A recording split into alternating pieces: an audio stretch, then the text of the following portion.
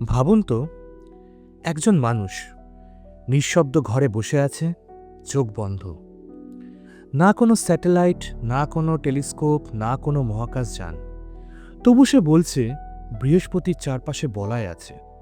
বহু বছর আগে, যখন নাসা তখনও এই তথ্য আবিষ্কার করেনি। সে কে ছিল? একজন প্রতারক, নাকি দূরদর্শী, নাকি আরও অদ্ভুত কিছু? আজ আমরা প্রবেশ করব রহস্যময় গোপন এক জগতে, ইনগো সোয়ানের জগতে। সেই মানুষ যিনি দাবি করেছিলেন যে তিনি সময় আর স্থান পেরিয়ে দেখতে পান, আর যার মস্তিষ্ককে অস্ত্র বানিয়েছিল আমেরিকার সিআইএ। ইনগো সোয়ান কে ছিলেন? ইনগো সোয়ান ছিলেন না সাধারণ কোনো সাইকিক। 1933 সালে আমেরিকার কোলোরাডোতে জন্ম। তিনি শুরু করেছিলেন একজন শিল্পী হিসেবে, একজন চিত্রশিল্পী যিনি রং আর তুলির আঁচড়ে আঁকতেন ভিন্ন ভিন্ন জগৎ। একদিন আমেরিকান সরকার তার দরজায় কড়া নাড়ে, তার ছবির জন্য নয়, বরং তার মনের জন্য। কারণ ইনগোর ভেতরে লুকোনো ছিল এমন এক ক্ষমতা যা বিজ্ঞানের সীমা ভেঙে দেয়। Remote viewing.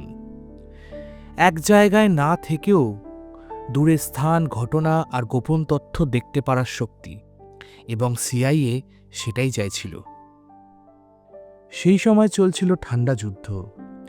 গোপন তথ্য মানেই ছিল শক্তি, আর শক্তি মানেই ছিল বেঁচে থাকা। আমেরিকা ভয় পাচ্ছিল সোভিয়েত ইউনিয়ন নাকি সাইকিক গুপ্তচর তৈরি করছে। তখন সিআইএ শুরু করে নিজেদের প্রজেক্ট, যার নাম দেওয়া হয় স্টারগেট। $1 মিলিয়ন ঢালা হলো স্ট্যানফোর্ড রিসার্চ ইনস্টিটিউটের ল্যাবে। বিজ্ঞানী, জেনারেল, গোয়েন্দা কর্মকর্তা সবাই একত্রিত হল এক ব্যক্তির অবিশ্বাস্য দাবি পরীক্ষা করতে। ইনগো সোয়ান কি সত্যি অদৃশ্য জিনিস দেখতে পান? ফলাফল খুবই ডিস্টার্বিং, কারণ বারবার তিনি ঠিকই বলছিলেন। 1973 সালে সোয়ানকে বলা হলো মনোযোগ করতে এক অদ্ভুত, অসম্ভব কিছুর ওপর। একটি গ্রহ লক্ষ লক্ষ মাইল দূরে, জুপিটার, যাকে আমরা বাংলায় বৃহস্পতি গ্রহ বলি। চোখ বন্ধ করে তিনি বর্ণনা করলেন প্রচণ্ড ঝড়, ঘন বায়ুমণ্ডল, অদ্ভুত রং। কিন্তু তারপর তিনি বললেন এমন কিছু যা সবাইকে হাসালো। তিনি দেখলেন বলয় বৃহস্পতির চারপাশে, মানে রিংস। বিজ্ঞানীরা উপহাস করলেন, বলয় তো শনি গ্রহের বৈশিষ্ট্য, বৃহস্পতির নয়, এটা সবাই জানে। কিন্তু কয়েক বছর পর নাসার পায়োনিয়ার 10 নিশ্চিত করল বৃহস্পতিরও ক্ষীণ বলয় আছে, যেমনটা সোয়ান বর্ণনা করেছিলেন। তাহলে কিভাবে এক ব্যক্তি পৃথিবীর ঘরে বসে কোনো যন্ত্র ছাড়াই এমন কিছু জানলেন যা কোনো মানুষ আগে কখনো দেখেইনি? কিন্তু বৃহস্পতি ছিল কেবল শুরু। সোয়ানকে বলা হলো এবার তার সাইকিক দৃষ্টি ফেরাতে পৃথিবীর কাছের দিকে, চাঁদে। আর তিনি যা দেখার দাবি করলেন তা শুধু গর্ত নয়, ধুলো নয়, নীরবতা নয়, বরং কাঠামো, ঘাঁটি আর জীবন্ত সত্তা। তিনি বর্ণনা করলেন টাওয়ার, যন্ত্রপাতি, এমনকি মানুষ সদৃশ প্রাণী যারা তাকিয়ে লক্ষ্য করছে। হ্যাঁ, তাকিয়ে আছে তার দিকে। যেন তিনি যখন শূন্যতার দিকে তাকালেন, শূন্যতাও যেন তার দিকে তাকিয়ে রইল। সিআইএ নীরবে নোট করে নিল এগুলো। রিপোর্টগুলো গোপন ফাইলে চাপা পড়ে গেল। যদি তিনি মিথ্যে বলে থাকেন, তবে কেন গোপন রাখা হলো? আর যদি সত্যি হয়, তবে আমাদের চাঁদে আসলে কি আছে? কিন্তু ইনগো সোয়ানের যাত্রা থেমে যায়নি রিমোট ভিউইংয়ে।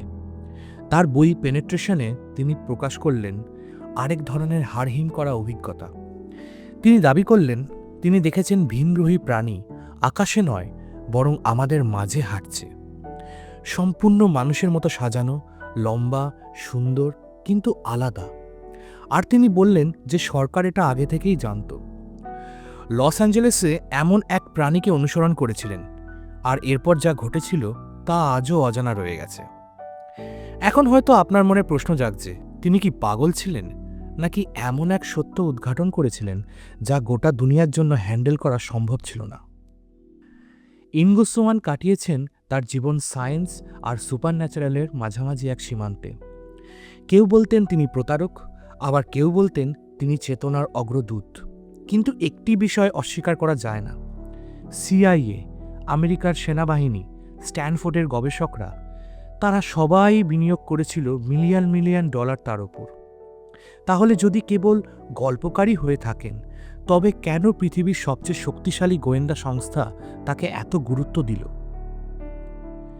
তাহলে আজকের জন্য আমি আপনাকে একটাই প্রশ্ন রেখে যাচ্ছি। ইঙ্গো সোয়ান কি তার সময়ের আগের এক দূরদর্শী মানুষ ছিলেন, একজন সাইকিক গুপ্তচর যিনি প্রমাণ করেছিলেন মানুষের মনের কোনো সীমা নেই?